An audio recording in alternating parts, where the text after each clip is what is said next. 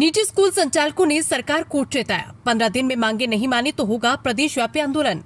बिलवाड़ा में जिला निजी स्कूल संघर्ष समिति ने मुख्यमंत्री के नाम जिला कलेक्टर को ज्ञापन सौंपकर निजी विद्यालयों से जुड़ी समस्याओं के समाधान की मांग की है।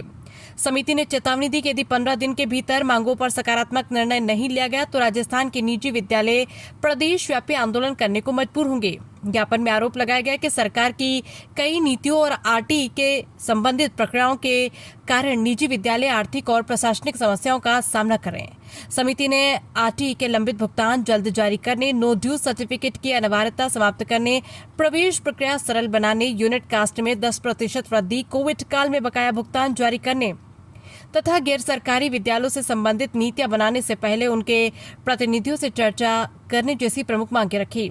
समिति ने कहा कि निजी विद्यालय राज्य की शिक्षा व्यवस्था का महत्वपूर्ण हिस्सा है और उनकी समस्याओं का शीघ्र समाधान किया जाना आवश्यक है। ज्ञापन पर निजी स्कूल संगठन के पदाधिकारियों के हस्ताक्षर है। बिलवाड़ा से संवाददाता विजय भारद्वाज की रिपोर्ट। आज हम समस्त बिलवाड़ा जिले के प्राइवेट स्कूल संचालक और हमारे सारे एसोसिएशन के पदाधिकारी हम इकट्ठा हुए हैं और हमने राज्य सरकार द्वारा एक राज्य सम्मेलन कार्यक्रम जो चलाया है सरकार में, उसके अगेंस्ट हैं हम लोग और हम सभी एक मत होकर ज्ञापन देने आए हैं। हमने एडीएम सिटी को ज्ञापन दिया है।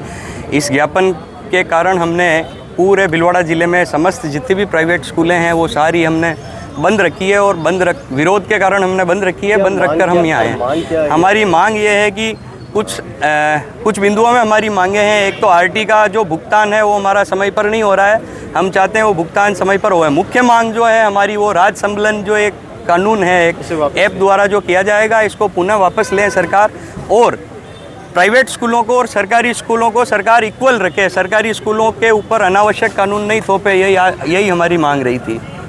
उसके अलावा बहुत सारी स्कूलों का पेमेंट अभी तक नहीं हो रहा। पहले जो आरटी में एडमिशन होते थे बच्चे के, वो 1/4 के रेशो में होते थे। जब बच्चा बड़ी क्लास में आ जाता था तो उसका भुगतान सरकार करती थी।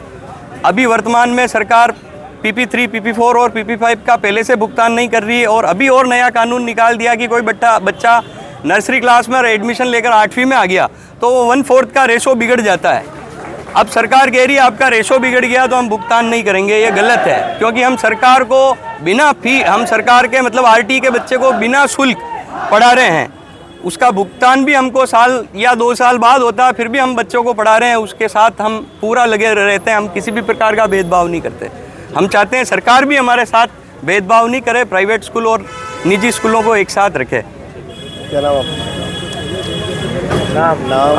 मेरा नाम पंकज कुमार प्रजापत, मैं जिलाध्यक्ष राजस्थान प्राइवेट एजुकेशन महासंघ और हम सभी एक संयुक्त मोर्चा बनाकर जितने भी जिलाध्यक्ष है पदाधिकारी हैं